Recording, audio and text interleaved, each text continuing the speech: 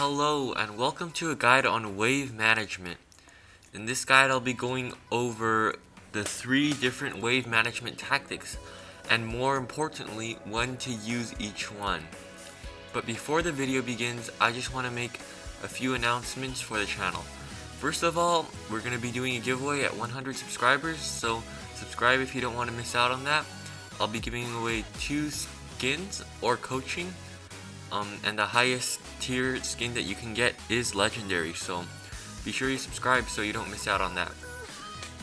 Secondly, I just want to say that I want to make this part of a playlist that I call fundamentals, where I go over the fundamentals that you need to know to climb out of low elos such as bronze, silver, gold, and platinum. You need to know these fundamentals if you want to climb into higher elos like emerald, diamond, master, grandmaster, and challenger. You need to know these. Anyways, with that said, let's get into the video. Okay, so the problem I see with low elo players is that they will just try to push the lane as quickly as possible, no matter what situation they're in, no matter what's going on around the map, no matter what's happening, no matter where their enemy is or what the situation in lane is. They will always decide to fast push the wave. And now this is really inefficient, so don't do this. What you want to do is use these 3 different strategies. The first one is fast pushing, second is slow pushing, and lastly there's freezing. Firstly, we have fast pushing, which is what most players do. And now this is using your auto attacks and all your abilities to push the wave as quickly as possible.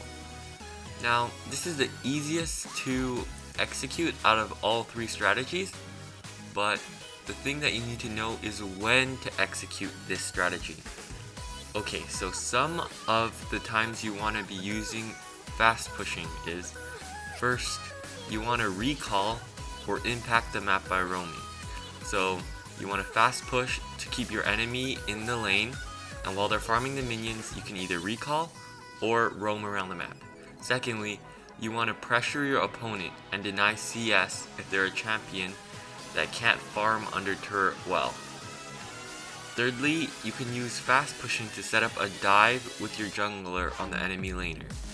So that way the minions can tank a little bit of the damage, and after you kill them, all the CS under turret will start to die and deny them a bunch of gold and experience. Next, you also want to fast push if you want to get a level advantage for the level 2, 3, or 6 power, 2, 3, or 5 power spikes, where you can go all in after hitting that last minion. You can also fast push to have lane priority before a neutral objective spawns. So, for example, if Baron or Dragon's about to spawn, then if you have lane priority and you fast push the wave, your enemy will either have to rotate towards the neutral objective and give up a bunch of minions, so like gold and XP, or they'll have to stay under turret and you can fight the enemy team with a numbers advantage. Another thing you can do, another reason why you want to fast push is to deny the enemy laner from recalling. So if they recall while you fast push, then they'll lose a bunch of gold and CS.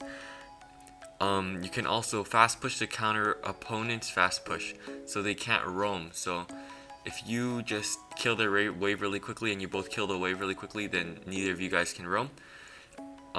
If your opponent leaves the lane and they're roaming or something, then you can fast push to crash the wave into the tower, so you can deny as much CS and XP as possible. The second to last reason is to break a freeze, and the last reason you want to fast push is to take down the turret. Okay, with so many pros, why wouldn't you want to fast push every single lane? Well, here's why. The first reason is if you don't complete your fast push, and you fail to complete it, then your enemy laner can set up a freeze, which is extremely deadly. Secondly, if you're fast pushing, you're using all your abilities on the wave, which leaves you more vulnerable to ganks. Also, you'll be pushed more up in your lane where you're more vulnerable to ganks, and you can just die if you don't know where the enemy jungler is and you're fast pushing.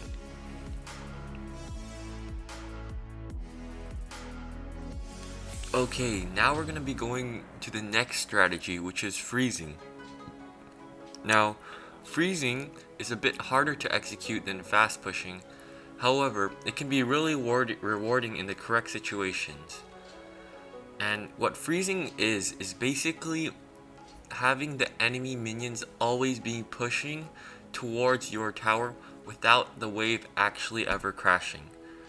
Now, the freeze is hard to execute, and how you would execute it is you take a certain amount of minions from the enemy wave, you tank it for a little bit in front of your turret, and then you let the wave stay there. And now the wave is frozen in front of your tower.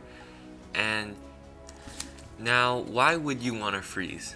Well, freezing is great because the first reason why you would want to freeze is if you're stronger than your opponent and you want to make them risk dying in order to farm.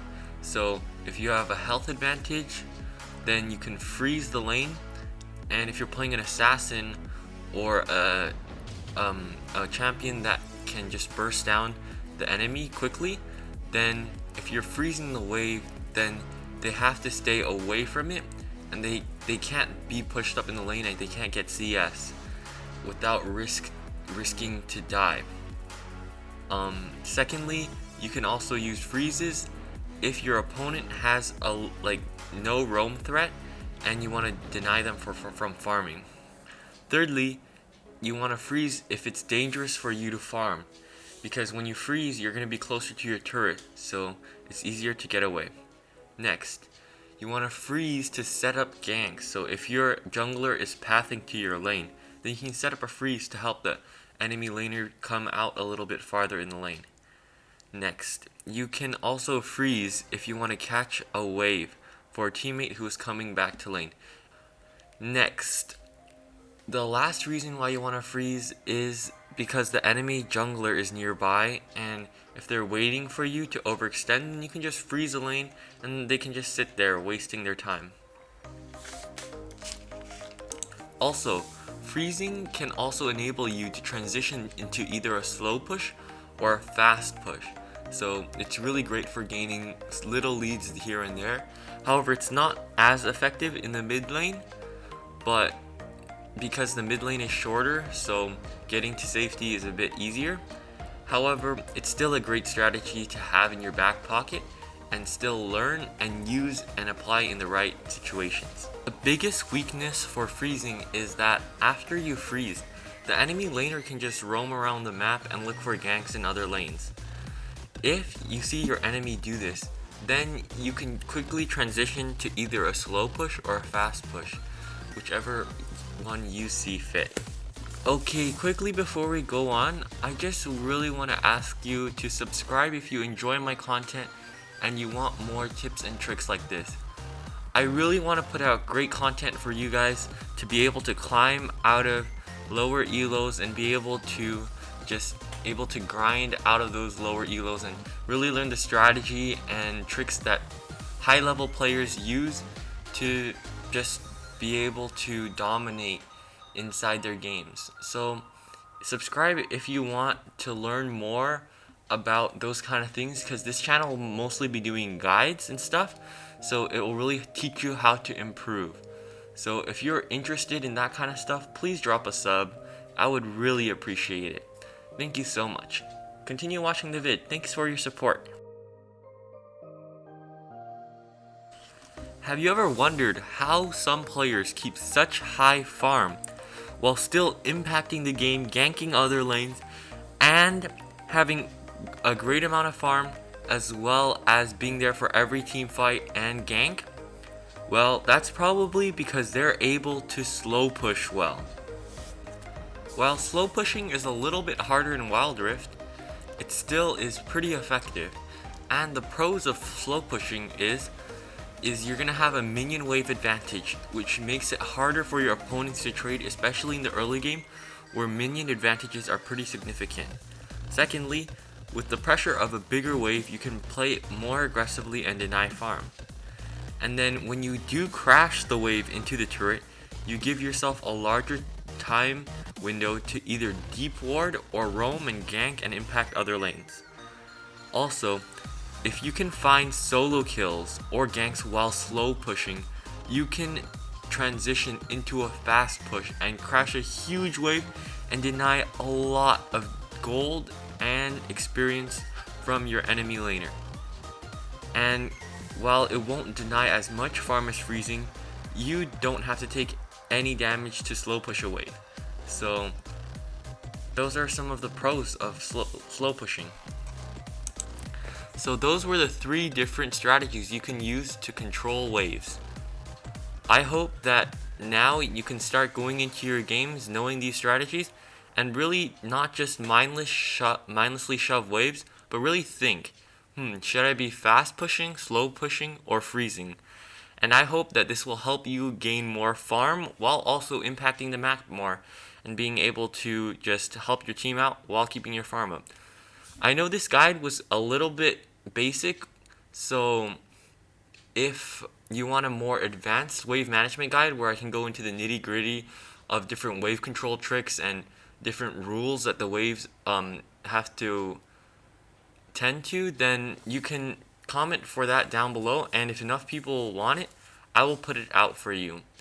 Also, if you have any questions about wave management that you're not sure about, then you can also comment those down below, and I will try to get to you. Well, that's it for this video. I really hope you enjoyed it, and I will see you soon. Bye!